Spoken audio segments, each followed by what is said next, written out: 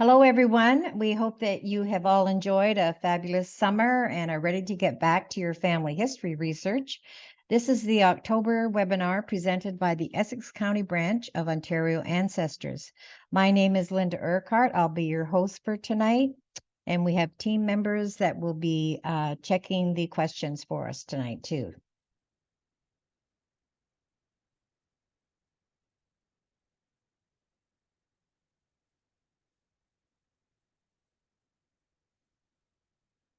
Sorry.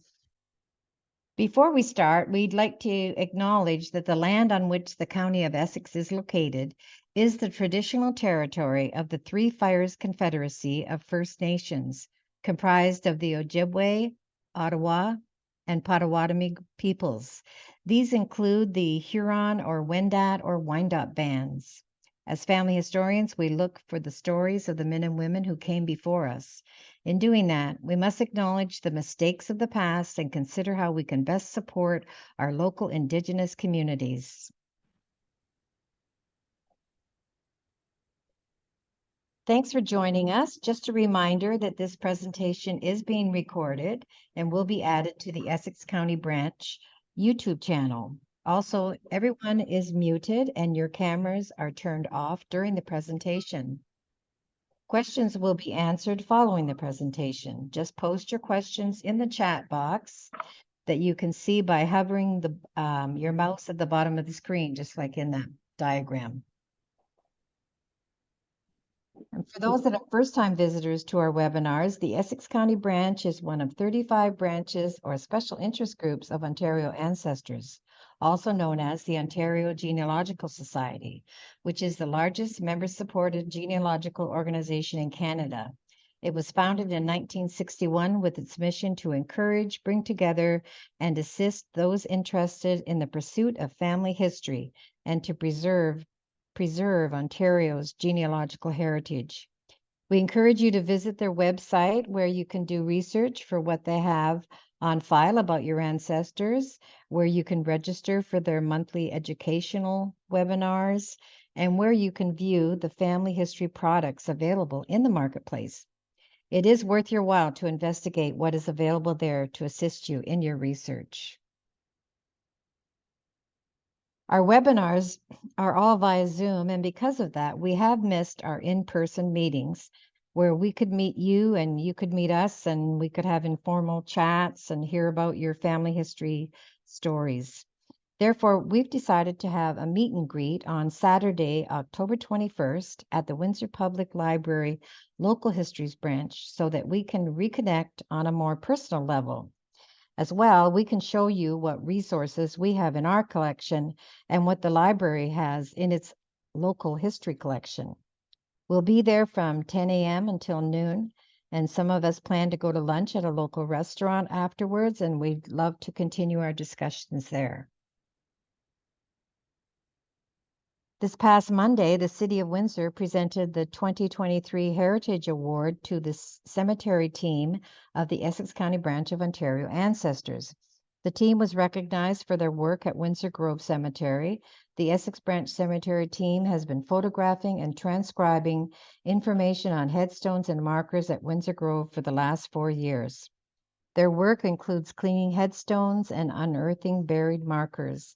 This valuable information has been compiled into a digital database available in the members' library on our website, or it can be purchased in the Essex Marketplace. Viewed in this picture from the left are Tony Andari, the general manager of Windsor Grove and Windsor Memorial Gardens, Mayor Drew Dilkins, Pat Clancy, the cemetery coordinator for the Essex branch, and Rose Lunau, one of the many volunteers. Other volunteers that made this project successful are David Hutchinson, Marty LeBlanc, CJ Scott, Barbara Scott, Giselle Seguin, Maureen Maxim, and Judith Burley, and many others. So we're very proud of our team. We are pleased to be able to introduce you to the very interesting webinars in the coming months of 2023 and the early months of 2024. In November, Ken McKinley will offer his tips on researching World War I soldiers. We do not have webinars in December and January, but we encourage everyone to join the Ontario Ancestors webinar in January, the date and time and title of which is to be announced. But once it is announced, you can register for this webinar at the Ontario Ancestors website, ogs.on.ca.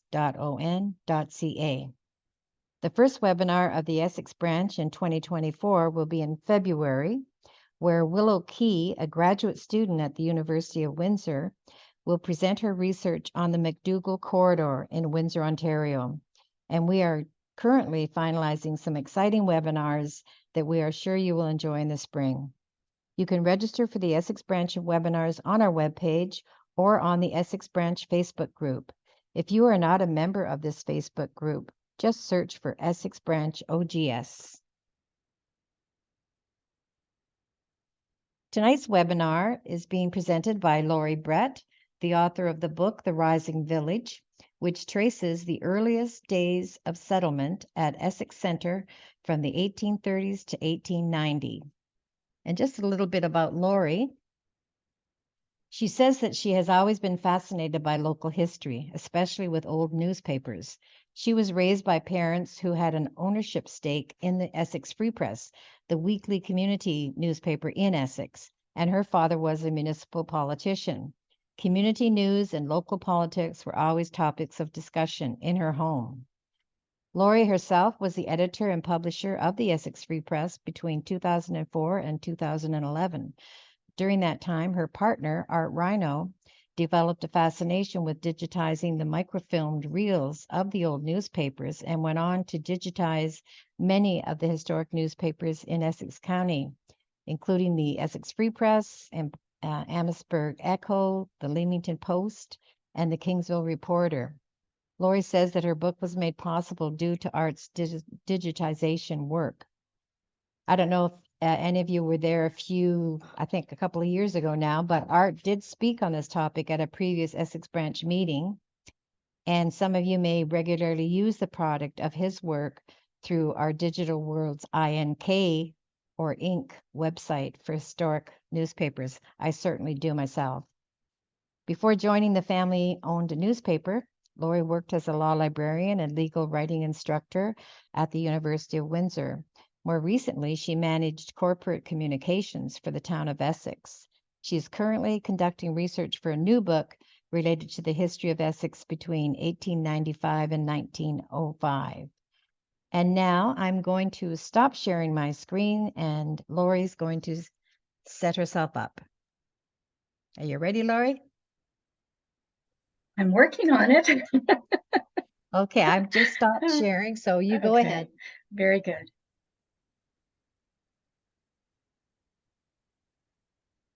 Okay. So, good evening, everyone. Thank you so much for that introduction, Linda. I'm happy to be able to share with members of OGS and also with tonight's participants some of my knowledge about the early history of Essex Centre, as it was called back in the day, and some insights on how people would use resources to research into that topic and into families in that area. So what I'm going to do is I'm going to I'm going to give us a full screen here in a moment. Okay.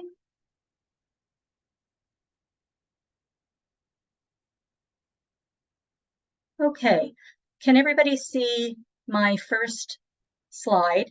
Yes, looks great. Looks very great. Good. It should look just like the front of the book, actually.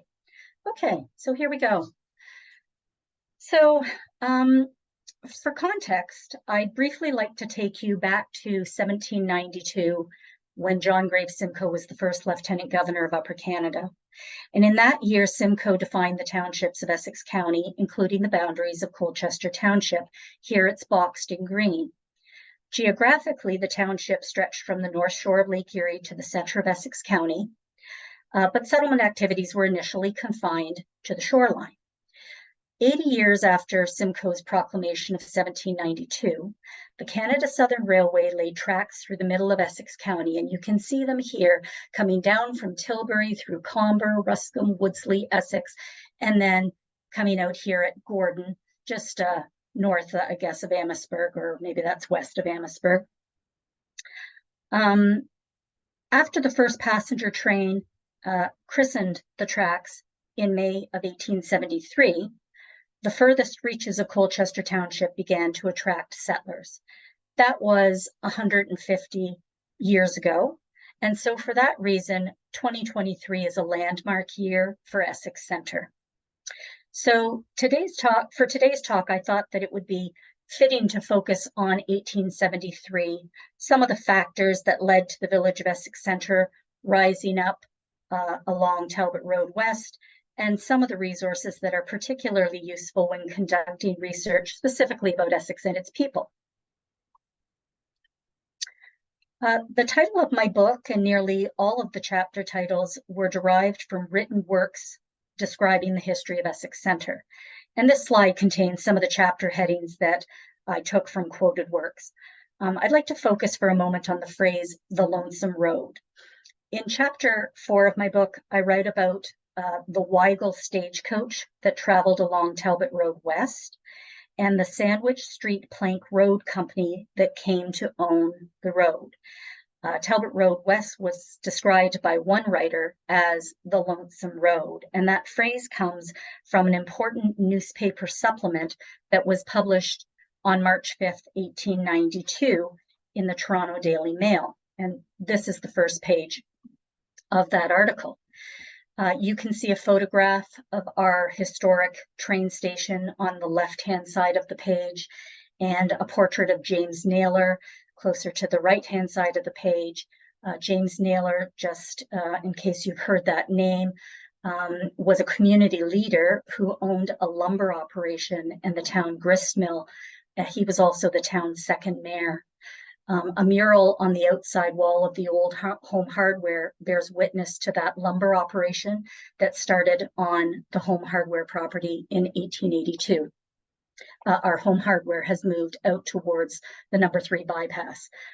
In 1892, Essex Centre was considered a marvelous example of rapid urban development. In 19 years, it had gone from being a few wooded farm lots to a thriving commercial centre with an important shipping depot at the train station. Recognizing that it might interest readers to learn more about the town's development, the Toronto Daily Mail dispatched a reporter by the name of W.W. Beach to write a story.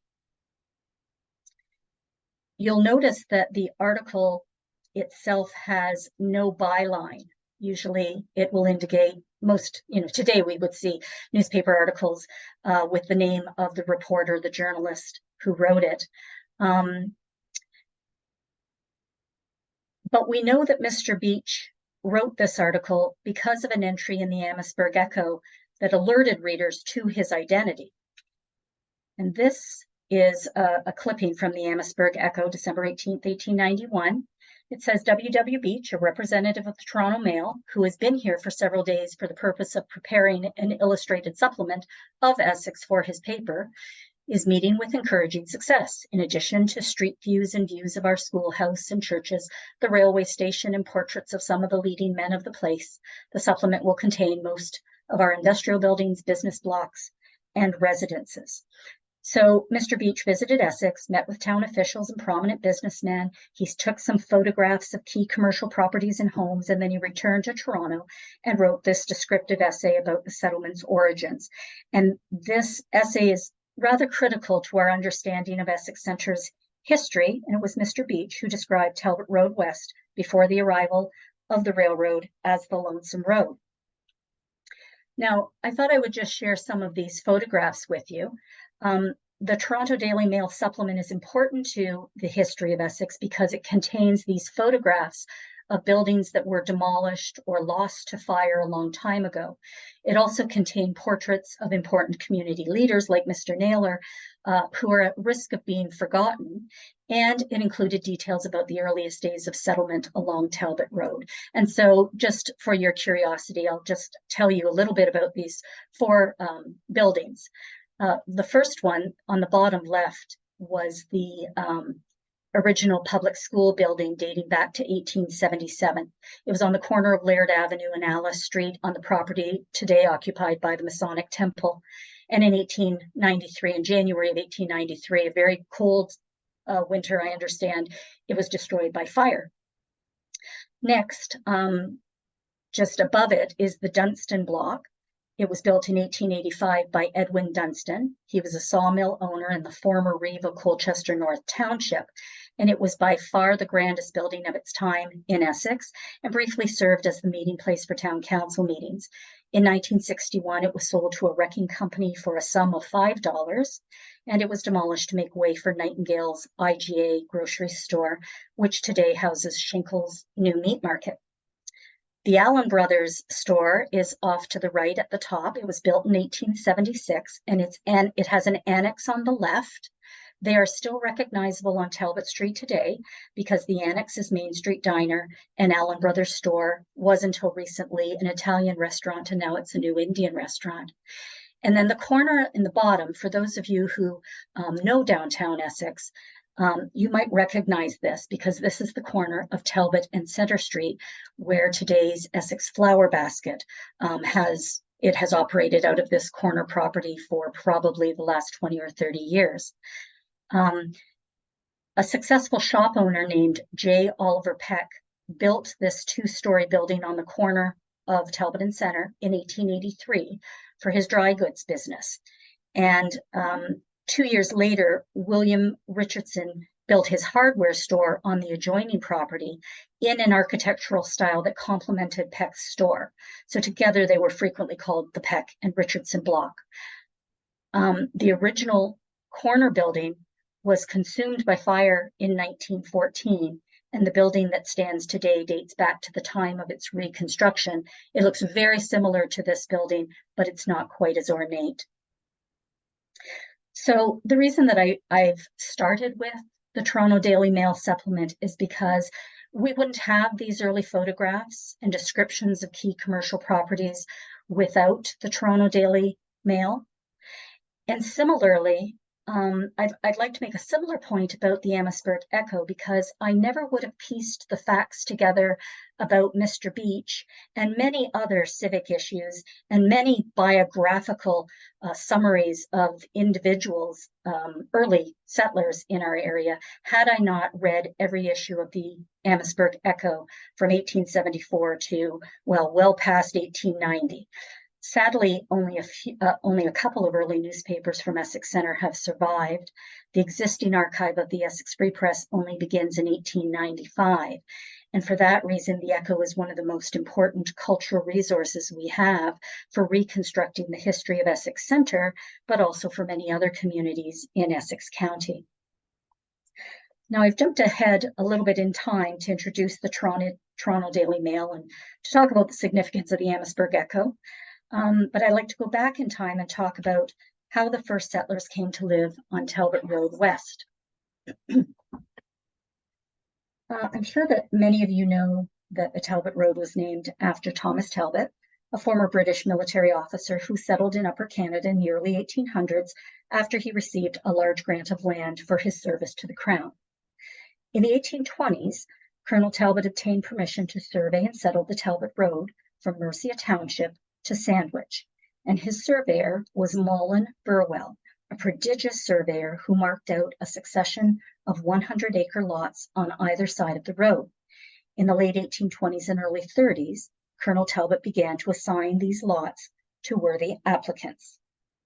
So this is Burwell's map of Maidstone Township, dated 1824.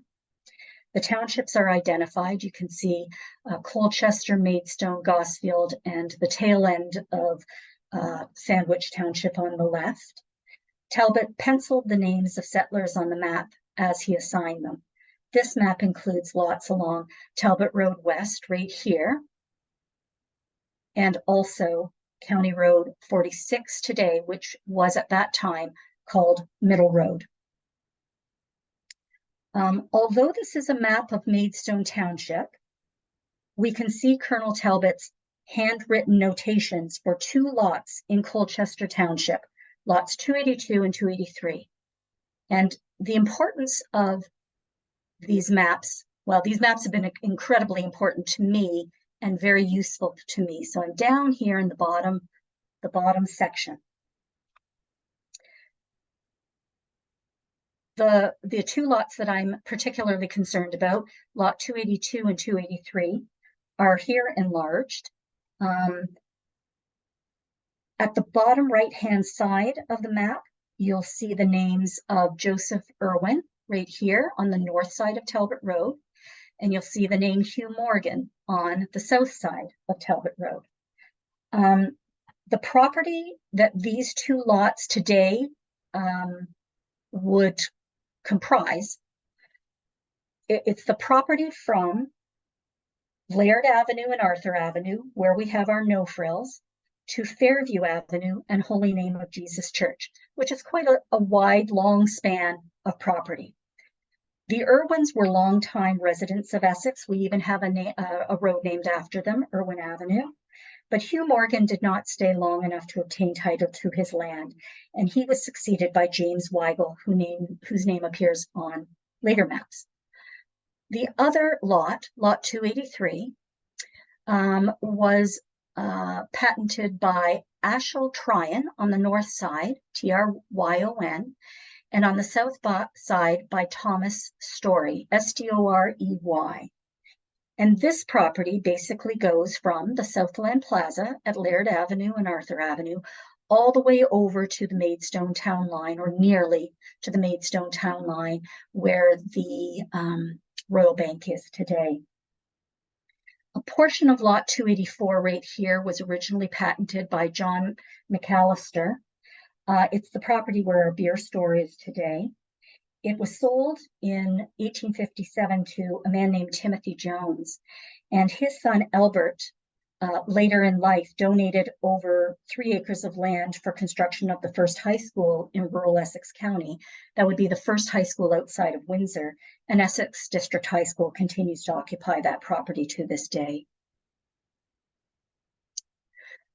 So let's fast forward to the mid-19th century, when all of the lots fronting on Talbot Road, both on the north and south side of the road, were settled. If you look at this map of the original patent holders, you'll see the names of the first settlers. This is an 1832 map of Gosfield Township, which I altered by adding the names of the settlers from Northridge to the first lot in Maidstone Township.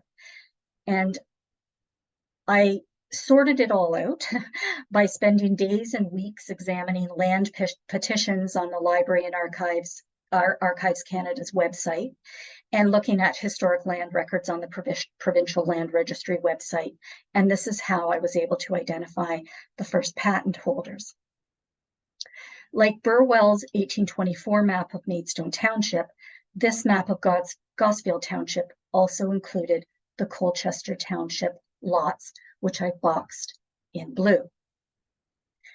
Now, east of Essex, in Gosfield Township, you'll see the name Richard Thornton written on lots 279 and 280 on the north side of the road. In the first chapter of The Rising Village, I chose to focus on this particular settler. Richard Thornton is significant for a number of reasons. In 1828, he negotiated with Colonel Talbot for 2 100-acre lots on the north side of Talbot Road, which was unusual. Most settlers received only 1 lot. This suggests that Thornton was no ordinary farmer, but a man of some means, as he was able to purchase a second lot.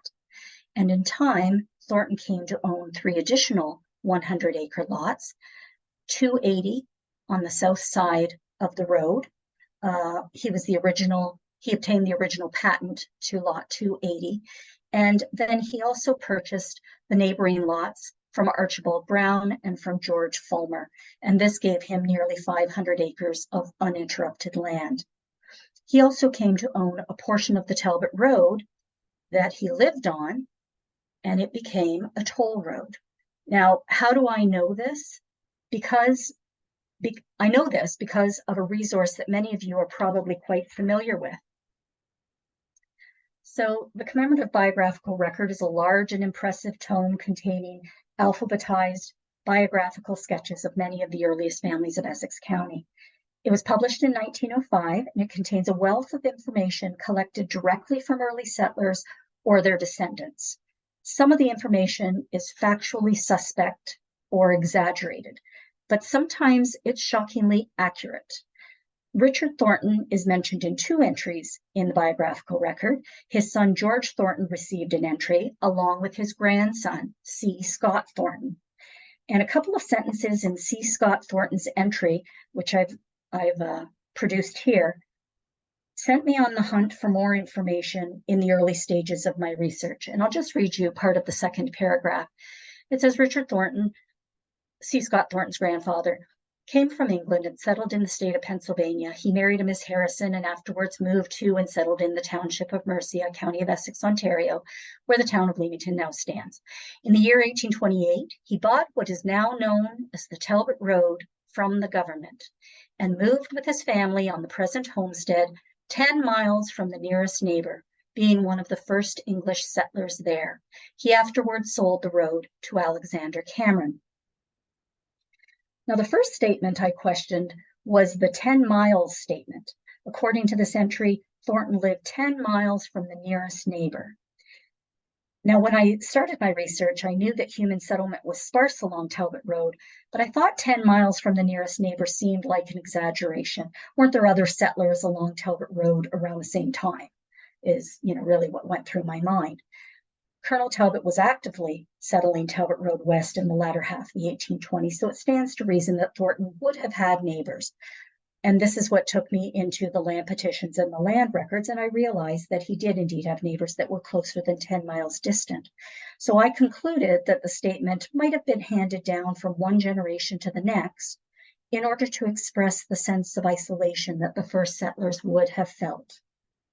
The second statement in the Thornton entry that gave me pause was this one. In the year 1828, he bought what is now known as the Talbot Road from the government. He afterwards sold the road to Alexander Cameron.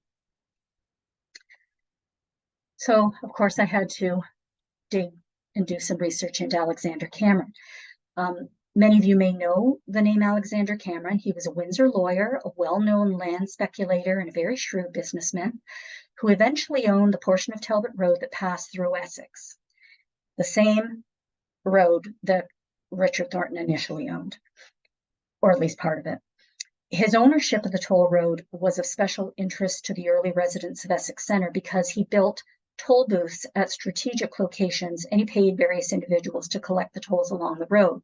But he wasn't very conscientious about maintaining the road, which was particularly treacherous in wet weather. Within the village, the road was known as Cameron's Creek, and outside of Essex, on the stretch of road between Essex and Maidstone Cross, it was known as Willow Swamp. So back to Richard Thornton and his original ownership of the road. I didn't believe the statement in C. Scott Thornton's entry in the biographical record when I first read it. It seemed completely far-fetched to me that a farmer would have owned part of Talbot Road. That probably says more about me than it does about history, but in any case, I was disbelieving. So I contacted Patrick Brode. He's an esteemed Windsor lawyer, an author, and one of Alexander Cameron's biographers, to see if he thought it could be true. In the 1980s, Patrick Brode conducted detailed research into Cameron and published this occasional paper for the Essex County Historical Society called Alexander Cameron and the Flowering of the County of Essex. And after Patrick Brode confirmed that it was possible and shouldn't be discounted, I started to look for evidence that Thornton actually owned part of the road. And my efforts unearthed enough information about the Sandwich Street Plank Road Company, Richard Thornton's involvement with it, his sale of the road to Alexander Cameron, and his subsequent lawsuit against Cameron related to non-payment. So I collected enough information to write about it in detail in chapter 4 of my book. In other words, I confirmed that detail, and I was delighted when I did.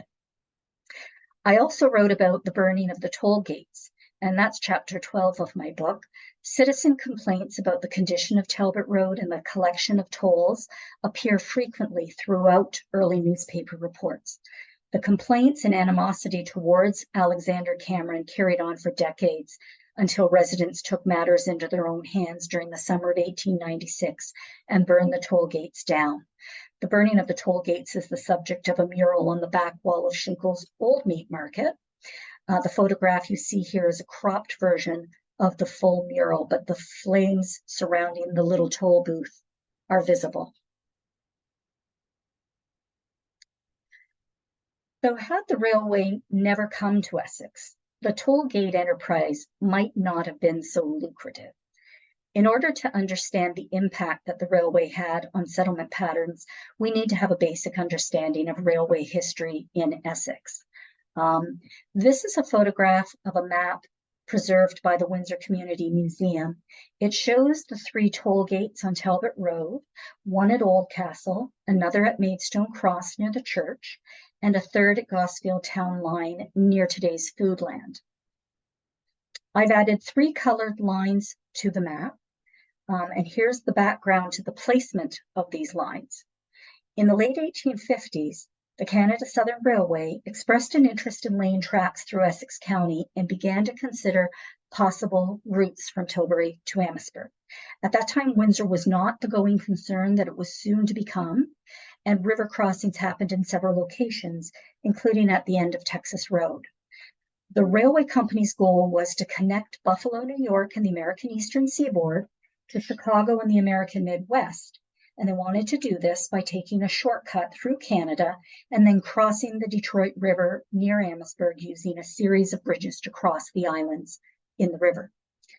While the railway company was deciding how they would run the tracks from Tilbury to Amherstburg, some people in Essex County were taking a particular interest in trying to predict the route that the CSR would choose. So the blue line is the route that the railway ultimately took. The orange line near the easternmost toll gate is the option that Richard Thornton was betting on, and we'll return to the green line in a few minutes.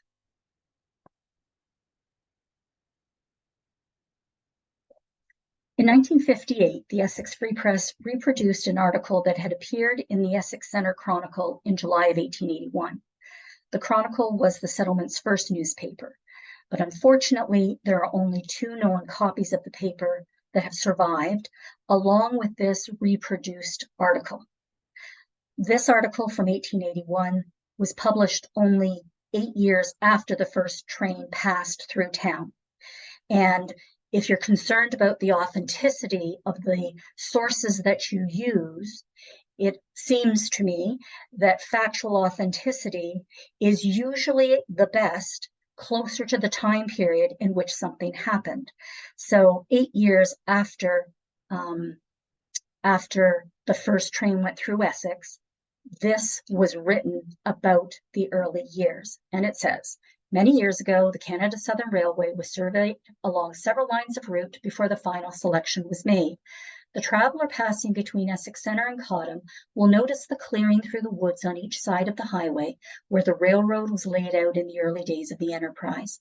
Another survey brought the proposed line near the intersection of the Talbot Road and Colchester and Gosfield Town Line, when an enterprising party erected the building in question on the corner of the Town Line and Talbot Road, anticipating the advent of the railway by providing for the stream of travelers who must come a good commodious hotel.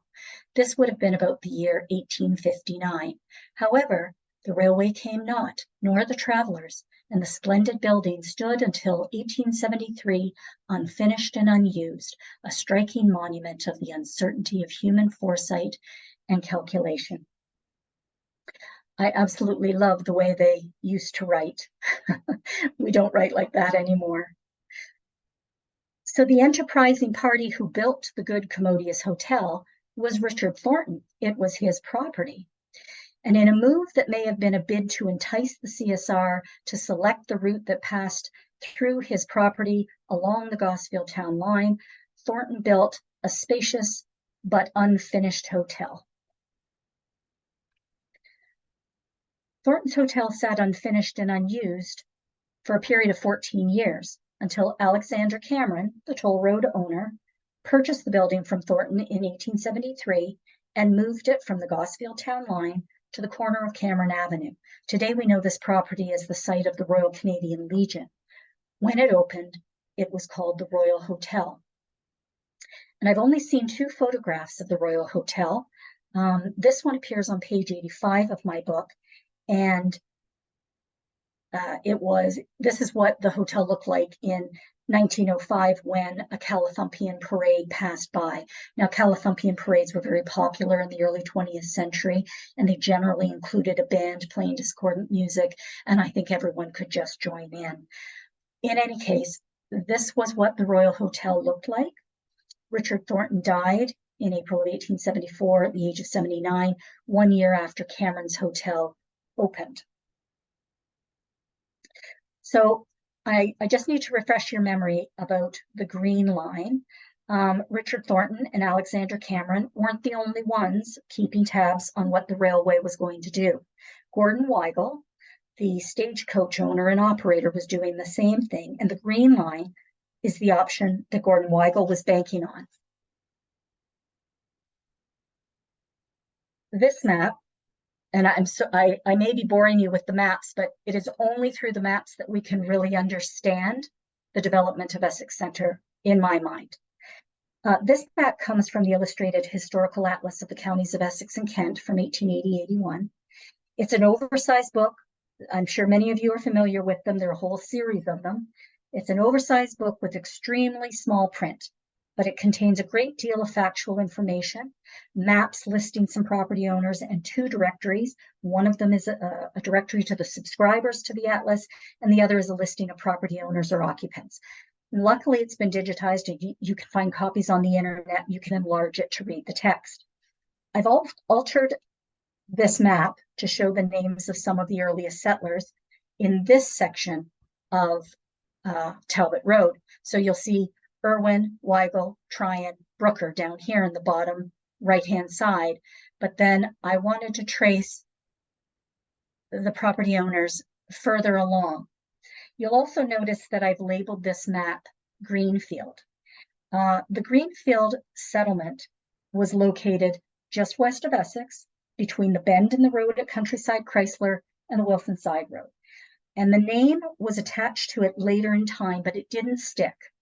I suppose you might call it a lost community, if you'd like to include it in that list of, there are many lost communities in Essex County.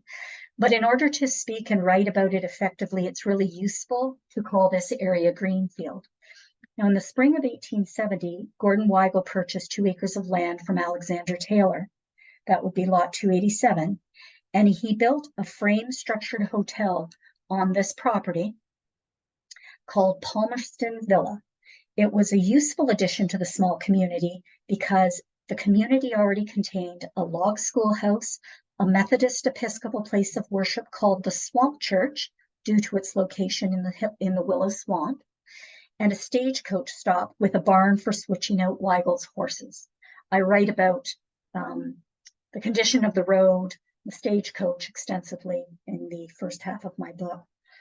When it became clear that the railway would not cross Talbot Road near Weigel's Hotel, he purchased a portion of lot 283, and he moved the Palmerston Villa to the south side of Talbot Road, midway between Center Street and Victoria Avenue, and he promptly sold it to a Mr. Dixon, and it was renamed Center House.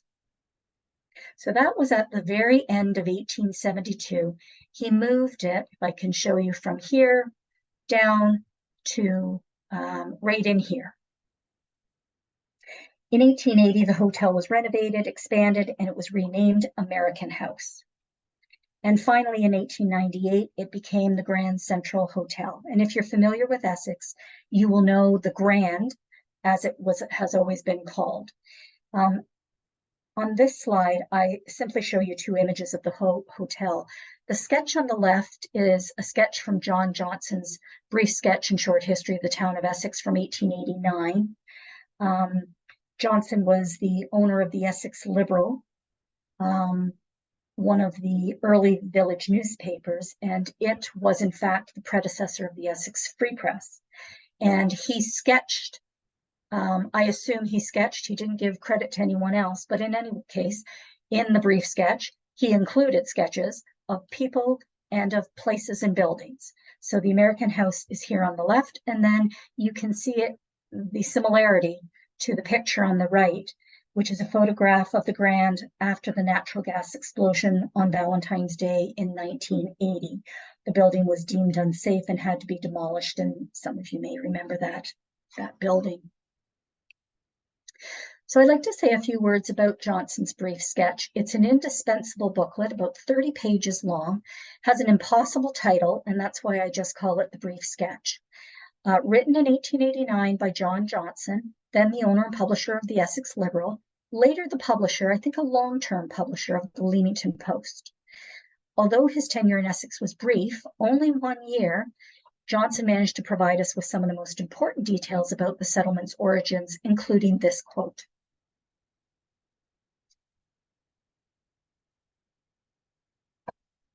Sorry, I can't read all the words because part of the screen is covered. But anyways, I think Essex was commenced upon the completion of the Canada Southern Railway and may be said to have made its debut by the opening of a general store by Mr. Thomas Rush on the 1st day of February, 1873, followed on the 1st day of May in the same year by the establishment of the Essex Centre Post Office with Mr. Rush as postmaster. These details are significant for a couple of reasons. First, it mentions Thomas Rush. We know that Rush was formerly a store owner at Maidstone Cross, and he moved his business to Essex Centre at the end of 1872 in anticipation of the railroad coming through. He built a frame store on or near the corner of Maidstone Avenue West, and it was the settlement's first store. This move suggests that Rush had a reasonable expectation that his business would be equally or more successful in Essex Centre as it was in Maidstone. The second detail is the fact that the federal government also had a reasonable expectation that Essex Centre would flourish. Until 1873, the residents along this part of Talbot Road West had to get in their buggies or on their horse or walk to collect their mail at Maidstone Cross, many, many miles distant. When the federal government approved the establishment of a post office in Thomas Rush's store, it was confirming the government's confidence that a settlement would indeed arise here. Now, copies of Johnson's brief sketch have been digitized and are available on the Internet Archive and in the SWOTA collection at the University of Windsor.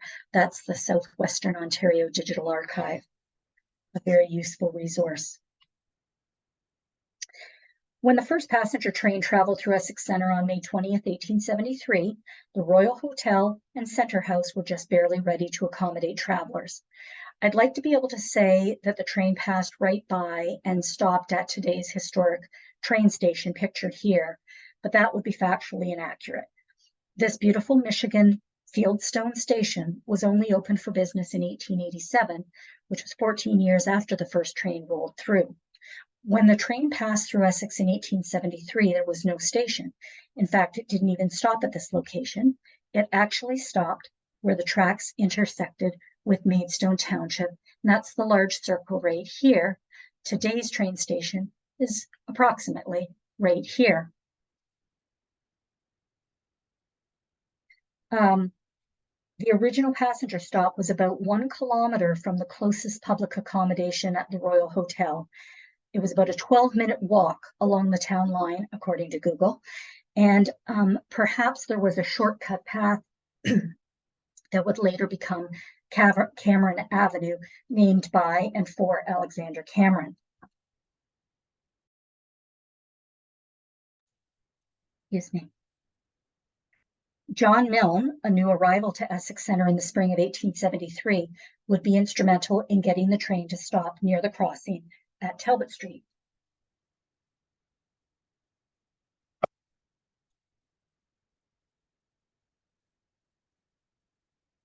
Just a brief word about John Milne. He's widely considered to be the most influential early settler in Essex Centre.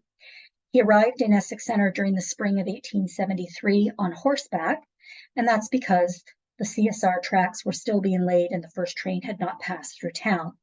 There was nearly nothing here but the Royal Hotel on one side of Talbot Street, Talbot Road, and the stage stop at Centre House.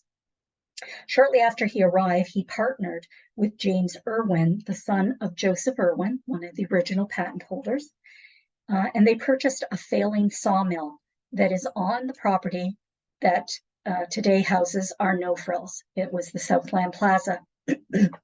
And I've realized how significant that property is because I think it's come up several times in my talk because it was a critical location, a critical spot where roads were built, where the sawmill operated, and where the north and the south part of Talbot Road it was the dividing point between the north and the south part of Talbot Road.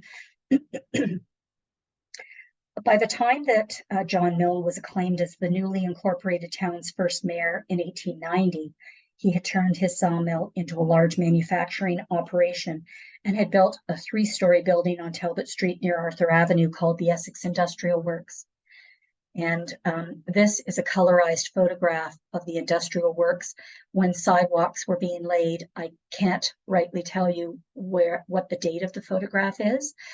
But I do know that Milne's Essex Centre Manufacturing Company built the Essex Industrial Works in 1884, and that it housed multiple operations. It had a foundry, a machine shop, handle works, had the Essex Free Press's steam printing house.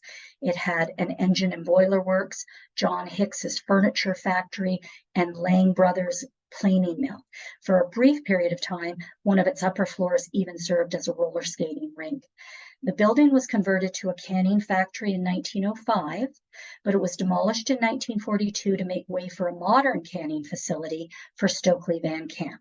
And some of you may remember that Stokely's was a landmark in Essex until it was demolished in 1973, and today the property is home to Southland Plaza and our No Frills grocery store. So I thought I would end by saying a few words about the cover of my book. Sometimes when we look at old photographs and we don't know the date of them, we have to do a little bit of forensic research to sort out the details of what we're looking at. This is certainly one of the best photographs we have of the west side of Talbot Street. It predates the arrival of the electric train in 1905 because we can't see any tracks down the center of Talbot Street. Many photos of early Essex show the electric rail lines running directly down the street. I believe it also predates April of 1901 because we know that a predecessor of the Essex Free Press, called the Essex Liberal, purchased the building on the far left. This building right here in the very far left, you can see the end of the sign for the Essex Free Press. And I know that the Free Press vacated this location in April of 1901, and they moved several doors south on the same side of the street. But until their move, the Free Press operated out of the ground level of Milne's building. And a photographer by the name of Cornelius Krieghoff, he was the nephew of the famous German-born painter of the same name. He ran a photography studio on the second floor of the building, and you can kind of see his name, Krieghoff, just behind the Free Press sign. They're both kind of visible. And if you go up here, you'll see a sign for J. Sutton, just above that first buggy.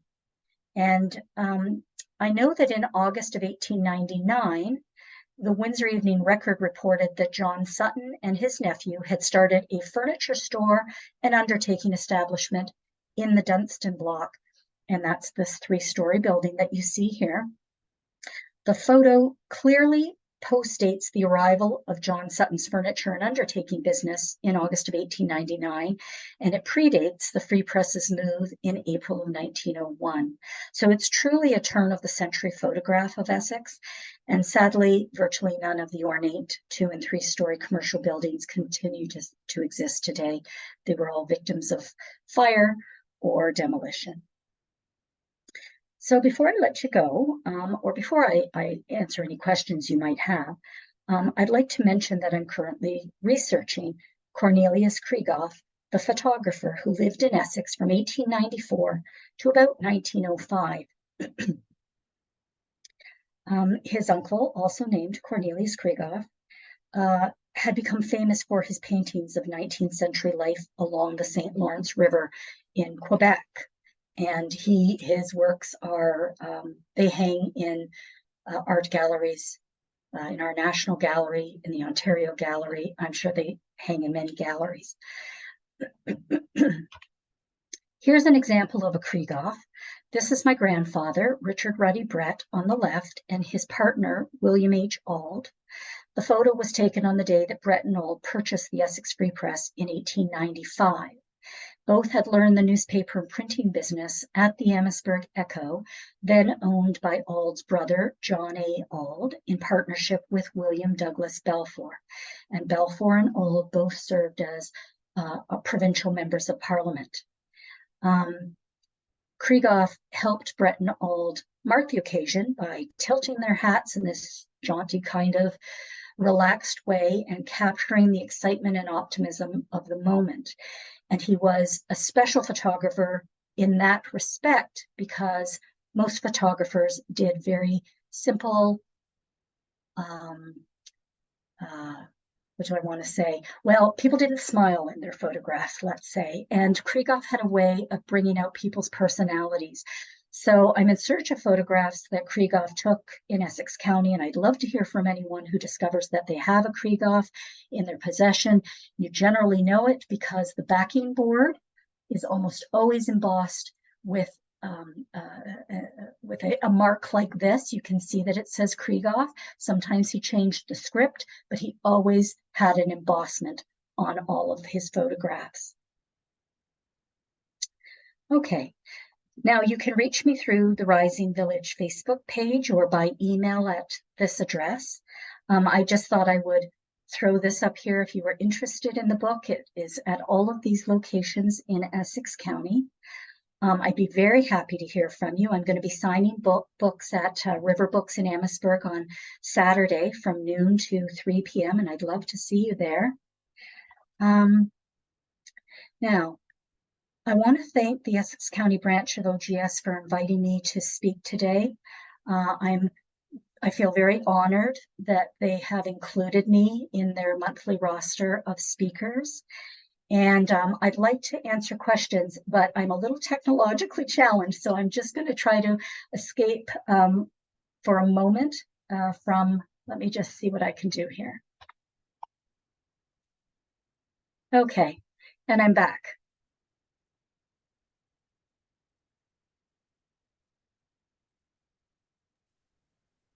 That was fantastic.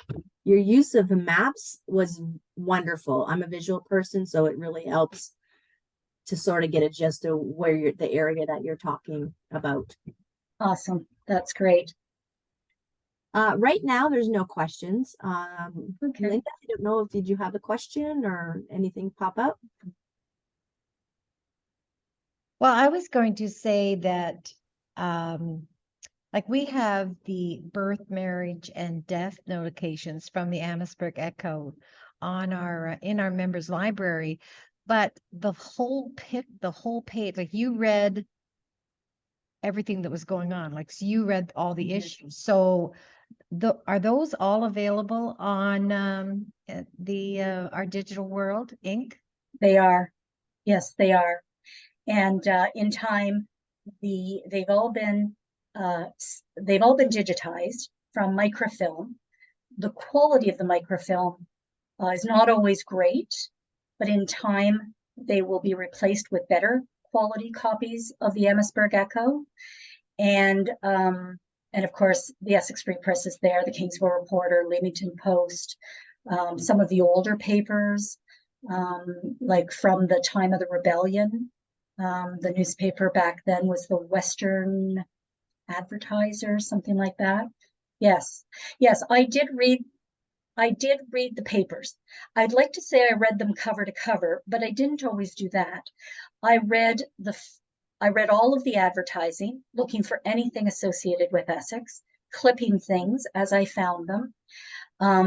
I kept folders full of information on every business, on every personality that I found. I also kept spreadsheets that were entirely organized by date so that I could get a clear idea of what was happening in which year. and, you know, at what time, so that I could see the important themes that were of concern to, you know, civic matters in particular that were of concern to people at the time. So, you know, our problems today are still vast, but they had simple problems that we don't have today, like they had no clean drinking water, they had a lot of crime, they had cattle and livestock that would be hit by the train or would walk all over people's property. They had, you know, it was a different time period, and they had different issues, many of which I wrote about, and some of which I didn't. But the value of reading the paper from, you know, the first page to the end is that they were very dense with text. There weren't a lot of photographs in the old newspapers, so they would just insert information anywhere where there was a spot. Some pages of the Amherstburg Echo would just have like fiction and filler, I would call it, but then other pages would have all of the columns from the different communities. And so I would read, generally I would read Gesto, Essex, I would look through North Ridge, Gosfield North, Maidstone, looking for references to people and events and things that council may have decided. And then I always read page eight of the Amherstburg Echo thoroughly, which is a painful exercise. But that's where they would put all these little blurbs that had no home anywhere else. And I found a lot of interesting information on those pages as well. It's tedious work, but kind of essential. It must have taken a long time. It did. Well, and I can thank COVID for that, because, you know, I was stuck indoors, as we all were, and had nowhere to go. So I could stay glued to my seat and spend my time looking at things. I think the other thing is, and I'm sure that some of you have had this experience. So there was a lot of mystery to me around the early history of Essex. And as I would read, not just the newspapers, but other resources as well, you know, I would have these aha moments. And I think it was the aha moments that kept me going, because if I could sort out one mystery, then I might be able to sort out more mysteries. I just needed to keep going and collect and record and record. And that's what I did. And honestly, without the Amherstburg Echo, this early history of Essex would be lost, because we only would have had maybe 3 or 4 sources, secondary sources, to rely on. Where did you find the Toronto Daily Mail? Daily Mail, yeah. Was that on newspapers.com or? It's a good question. Well, I think that my husband managed to get me a copy electronically through the university. But at the Free Press, we always had a mock-up of it. I can't explain to you why we had it. Before we went digital, we used to do paste up. So we literally waxed pieces of paper and laid them out on newspaper, on these flats. And we always had a copy of it in the office. I actually still have that copy. It's not in very good shape. And what I think probably happened was it was reproduced at some point in time, but I haven't discovered when that was. It was probably I would think, because it was in my dad's time, it was reproduced in our newspaper, probably in the 70s. So at some point I will probably locate it, but I'm sorry, at this point, you know, the best place to go for it would be to a newspaper resource or a university library. Right. Yeah. What about your own family? I noticed you had that picture of your grandfather. So I assume that your family goes far back in time in that area? Well, my family was actually from Amherstburg, and I think arrived in Amherstburg around the 1850s. And then my grandfather became a school teacher and left school teaching to work at the Amherstburg Echo. He was always more on the news side of things, and the Alds were on the commercial printing side of things. Most newspapers they never would have survived without the commercial printing side of things. And I think when the Essex Free Press became available, he and William Auld decided that they would buy it. So it was in my family from 1895 to 2011. It's about 115 years with some sort of Brett family participation. There are often partners involved, but yeah, it was a long time. But as you know, the newspaper industry is suffering, and so it was never easy to make money in it. I'm sure that some newspapers probably are quite profitable at it, but in a small community, it is difficult to make money with a small newspaper. And so many people now are not even getting the newspapers delivered to their homes. We still get the Windsor Star, but I just can't handle just looking at the digital. For some reason, I need that paper. Yeah. I'm the same way with books. I like to have the book in my hand. Yeah. Okay. I don't know if any questions have come up. Tammy or Cindy, do you have any comments? So Julia says, not really a question, but I just wanted Lori to know how much I enjoyed her book, and I'm looking forward to the next book. Oh, that's great. That's great. And then another question. So the photographer that you're looking for information about, will you be publishing a book on him as well later? I would really like to. I would like to write about him, but I'd also like to write about the people in the photographs that I find amusing or interesting. So I'm kind of in search of the photographs, but also the stories behind the people in the photographs. I thought that I might be able to pull something together for early next year, but it's not pulling together as quickly as I'd like, because many people have old photographs in their attic or in a shoebox or wherever you might store them, in a closet. And they might know that they have them, but they're not that motivated to go and find them. So I've not uncovered as many Krieghoffs as I would have liked to uncover. So I'm going to give it a little more time. And in the meantime, I have a couple of other projects that I'm working on, one of them related to Essex as well. So I think there's still there are still many good stories to be told. I just think it's going to take me a little bit. Well, this book took me 4 years, and that was during COVID. Now I'm like busier with other things, and I'm not sitting at my computer like I was during COVID, so it may take me a little longer. But I am going to continue to research in this area, and I continue to read the old newspapers. Right now I'm in 1896, and I'm learning new things every day. Well, that sounds great. I don't know what time it is. Have we gone past our time, Cindy?